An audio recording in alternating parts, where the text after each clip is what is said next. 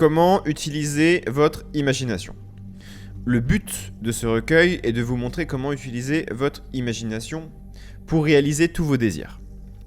La plupart des hommes ignorent totalement le pouvoir créatif de l'imagination et s'inclinent invariablement devant les diktats des faits et acceptent la vie sur le fondement du monde extérieur. Mais lorsque vous découvrirez le pouvoir créatif qui est en vous, vous affirmerez hardiment la suprématie de l'imagination et lui soumettrez toute chose. Lorsqu'un homme parle de Dieu dans l'homme, il ignore totalement que cette puissance appelée Dieu dans l'homme est l'imagination de l'homme. C'est la puissance créatrice de l'homme. Il n'y a rien sous le ciel qui ne soit malléable comme l'argile du potier au contact de l'esprit façonneur de l'imagination. Un jour, un homme m'a dit « Tu sais Neville, j'aime t'écouter parler d'imagination, mais ce faisant, je touche invariablement la chaise avec mes doigts et j'enfonce mes pieds dans le tapis, juste pour garder mon sens de la réalité et de la profondeur des choses. » Eh bien, il est certain qu'il touche encore la chaise avec ses doigts et qu'il enfonce ses pieds dans le tapis. Laissez-moi vous raconter l'histoire d'une autre personne qui n'a pas touché avec ses doigts et qui n'a pas poussé son pied sur la planche du train. C'est l'histoire d'une jeune fille qui vient d'avoir 17 ans. C'était la veille de Noël et elle avait le cœur triste car cette année-là, elle avait perdu son père dans un accident. Et elle rentrait chez elle dans une maison qui semblait vide. Comme elle n'a pas été formée à quoi que ce soit, elle s'est faite embaucher comme serveur. Et ce soir-là, il est assez tard, c'est la veille de Noël, il pleut. Le wagon est plein de garçons et de filles rieurs qui rentrent chez eux pour leurs vacances de Noël, et elle n'a pas pu cacher ses larmes. Heureusement pour elle, comme je l'ai dit, il pleuvait, et donc elle a tourné son visage vers le ciel pour mêler ses larmes à la pluie. Puis, tenant la rambarde du train, voici ce qu'elle a fait. Ce n'est pas la pluie, ce sont les embruns de l'océan. Ce n'est pas le sel des larmes que je goûte, mais c'est le sel de la mer, dans le vent. Ce n'est pas San Diego, c'est un bateau, et j'arrive à la baie de Samoa. Et là, elle a ressenti la réalité de tout ce qu'elle avait imaginé. Puis vint la fin du voyage et tout est terminé. 10 jours plus tard, cette jeune fille reçut une lettre d'une société de Chicago disant que sa tante, plusieurs années auparavant, lorsqu'elle était embarquée pour l'Europe, avait déposé chez eux $3000 avec l'instruction que si elle ne revenait pas en Amérique, cet argent devrait être versé à sa nièce. Il venait d'être informé de la mort de la tante et agissait selon les instructions. Un mois plus tard, la jeune fille s'embarque pour Samoa. Lorsqu'elle arrive dans la baie, il était tard dans la nuit et le vent soufflait le sel de la mer. Il ne pleuvait pas, mais il y avait des embruns dans l'air. Elle a ressenti ce qu'elle avait ressenti un mois auparavant, mais cette fois, elle avait atteint son objectif. Ce recueil est entièrement consacré à la technique. Je veux vous montrer aujourd'hui comment mettre votre merveilleuse imagination au service de la réalisation de votre souhait. La laisser s'installer et vous endormir dans cet état. Et je vous promets, d'après ma propre expérience, que vous allez réaliser l'état dans lequel vous dormez.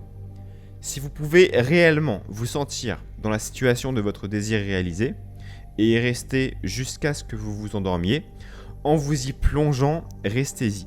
Jusqu'à ce que vous lui donniez tous les tons de la réalité, jusqu'à ce que vous lui donniez toute la vivacité sensorielle de la réalité.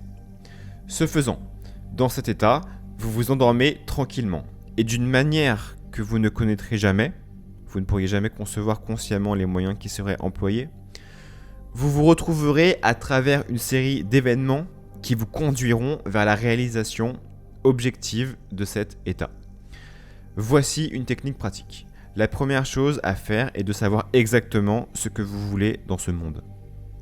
Lorsque vous savez exactement ce que vous voulez, faites une représentation aussi vivante que possible de ce que vous verriez, de ce que vous toucheriez, de ce que vous feriez si vous étiez physiquement présent et si vous vous déplaciez physiquement dans un tel état.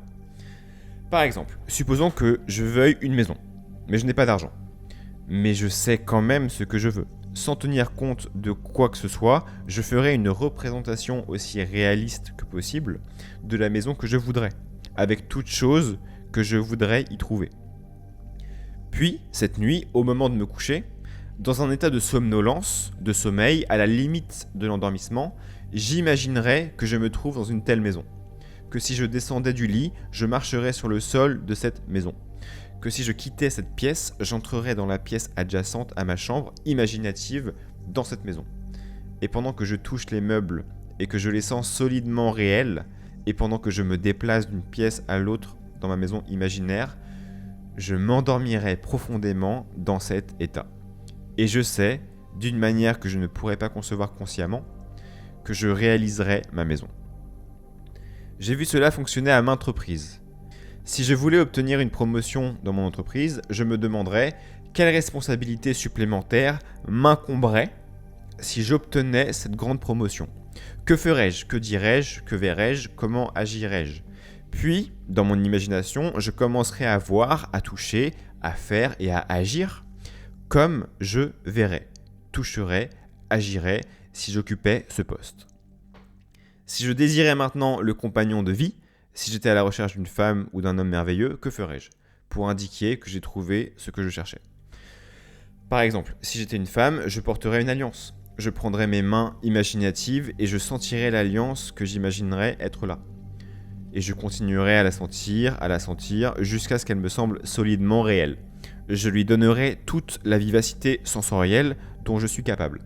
Et pendant que je sentirai mon anneau imaginaire, qui implique que je suis marié, je dormirai. Cette histoire, elle nous est racontée dans le Cantique des Cantiques, ou Cantique de Salomon.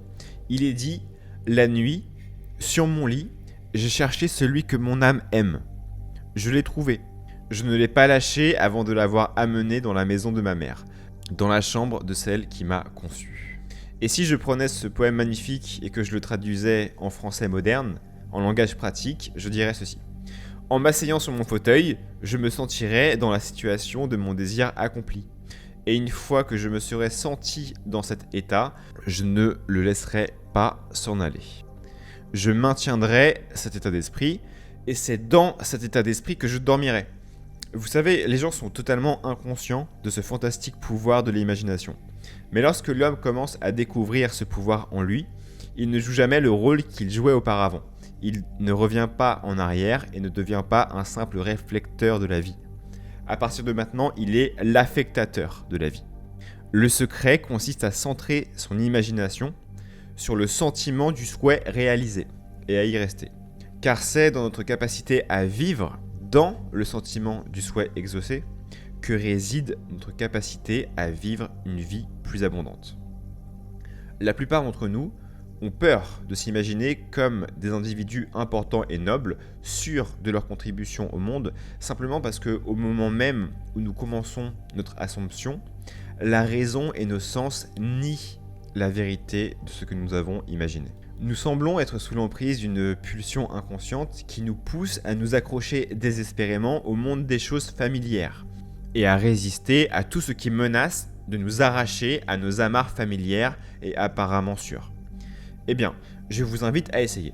Si vous l'essayez, vous découvrirez cette grande sagesse des anciens, car ils nous l'ont accordée sous leurs formes étranges, merveilleuses et symboliques. Malheureusement, vous et moi avons mal interprété leurs récits, et les avons pris pour des récits historiques, alors qu'ils les considéraient comme des instructions pour atteindre simplement tous nos objectifs. Voyez-vous, l'imagination nous met intérieurement en contact avec le monde des états. Ces états existent, ils sont présents maintenant, mais ils ne sont que des possibilités, tant que nous y pensons. Mais ils deviennent extrêmement réels lorsque nous pensons à partir d'eux, et que nous vivons en eux. Vous savez, il y a une grande différence entre penser à ce que l'on veut dans le monde et penser à partir de ce que l'on veut. Laissez-moi vous dire que quand j'ai entendu parler pour la première fois de cet étrange et merveilleux pouvoir de l'imagination, c'était en 1933 à New York. C'est un vieil ami qui me l'a enseigné. Il s'est tourné vers la 14e page de Jean. Et voici ce qu'il a lu. « Dans la maison de mon père, il y a beaucoup de demeures. S'il n'en était pas ainsi, je vous l'aurais dit. Je vais vous préparer une place, et je reviendrai et je vous prendrai avec moi. Ainsi que là où je suis, vous vous trouvez aussi. » Il m'a expliqué que ce personnage central des évangiles révélait de l'imagination humaine. Que la demeure n'était pas une place dans une quelconque maison céleste, mais simplement mon désir. Si je faisais une représentation vivante de l'état désiré, puis entrais dans cet état, et y demeurais, alors je le réaliserais. À l'époque, je voulais faire un voyage à la Barbade, dans les Antilles, mais je n'avais pas d'argent. Il m'a expliqué que si cette nuit-là, alors que je dormais à New York, je supposais que je dormais dans la maison de mon père terrestre à la Barbade, et que je m'endormais profondément dans cet état, je réaliserais mon voyage. Je l'ai pris au mot et j'ai essayé. Pendant 1 mois, nuit après nuit, en m'endormant, j'ai assumé que je dormais dans la maison de mon père à la Barbade. Et à la fin du mois, ma famille m'a invité à passer l'hiver à la Barbade. J'ai embarqué pour la Barbade au début du mois de décembre cette année-là. Dès lors, j'ai su que j'avais trouvé le sauveur en moi-même, le vieil homme qui m'a dit que cela ne manquerait jamais. Même après que cela se soit produit, j'avais du mal à croire que cela ne se serait pas produit de toute façon. C'est dire à quel point tout cela est étrange. À la réflexion, cela se produit si naturellement que vous commencez à vous dire ou à ressentir « Eh bien, cela se serait produit de toute façon » et vous vous remettrez rapidement de cette merveilleuse expérience qui est la vôtre. Cela n'a jamais manqué. Je pourrais vous raconter un nombre incalculable de cas pour vous montrer comment cela fonctionne. Mais en fait, c'est simple, il suffit de savoir ce que l'on veut. Lorsque vous savez ce que vous voulez, vous y pensez. Cela ne suffit pas bien sûr, vous devez maintenant commencer à penser à partir de ce que vous voulez. Comment pourrais-je penser à partir de cela ? Je suis assis ici et je désire être ailleurs. Comment pourrais-je, tout en étant physiquement assis ici, me déplacer en imagination en un point de l'espace éloigné de cette pièce et faire en sorte que cela devienne réel pour moi ? C'est très facile, mon imagination me met en contact intérieur avec cet état. J'imagine que je suis réellement là où je désire être. Comment puis-je savoir que j'y suis ? Il y a une façon de le prouver que j'y suis, car ce que l'homme voit lorsqu'il décrit son monde est, comme il le décrit, relatif à lui-même. Ainsi, l'aspect du monde dépend entièrement de l'endroit où je me trouve lorsque je fais mon observation. Par conséquent, si la description de mon monde est liée au point de l'espace que j'imagine occuper, alors je dois y être. Je n'y suis pas physiquement, non, ok. Mais j'y suis dans mon imagination. Et mon imagination est mon réel, à moi. Et là où je vais dans l'imagination, je suis dans la réalité nouvelle. Là aussi, j'irai dans la chair. Lorsque je m'endors dans cet état, c'est fait. Je n'ai jamais vu cela échouer. Voici donc la technique simple qui vous permet d'utiliser votre imagination pour atteindre tous vos objectifs. Voici un exercice très sain et productif pour l'imagination. Quelque chose que vous devriez faire tous les jours. Il s'agit de revivre chaque jour la journée telle que vous auriez aimé la vivre, en modifiant les scènes pour les rendre conformes à vos idéaux. Par exemple, supposons que le courrier d'aujourd'hui apporte une nouvelle décevante. Révisez la lettre, réécrivez-la mentalement et faites en sorte qu'elle soit conforme aux nouvelles que vous auriez aimé recevoir. Ou alors, supposez simplement que vous n'avez pas reçu cette lettre, que vous ne vouliez pas recevoir, et imaginez votre nouvelle journée sans cette lettre. Ou supposez que vous soyez blessé au pied. Faites alors ceci, construisez mentalement une scène qui implique que vous marchez, et que vous faites toutes les choses que vous feriez si le pied était normal. Et faites-la encore et encore jusqu'à ce qu'elle prenne les tons de la réalité. Chaque fois que vous faites dans votre imagination ce que vous aimeriez faire dans le monde extérieur, vous le ferez dans le monde extérieur. La seule condition requise est d'éveiller votre attention d'une manière et avec une intensité telle que vous soyez entièrement absorbé par l'action révisée. Vous ferez l'expérience d'une expansion et d'un raffinement des sens grâce à cet exercice imaginatif. Et en fin de compte, vous parviendrez à une vision dans le monde intérieur. La vie abondante qui nous est promise, nous pouvons en jouir dès maintenant, mais nous ne pouvons en faire l'expérience que si nous avons le sens du Créateur en tant qu'imagination. L'imagination persistante, centrée sur le sentiment du souhait réalisé, est le secret de toutes les opérations réussies. C'est le seul moyen de réaliser l'intention.